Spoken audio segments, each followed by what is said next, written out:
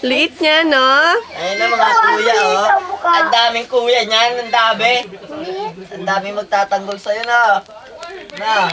Bakit naman? Maliit yan sa amin kung anak na. Ang laki ng klamin. Ang laki ng klamin. Ay, di na ba noon nga? Sige, pagdating namin ay punta kami ng lake.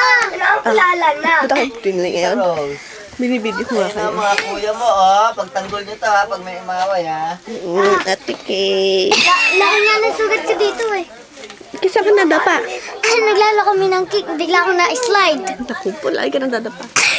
Ayun ang Kuya JR. Kuya JR. Dito na yan. Dito naman pa.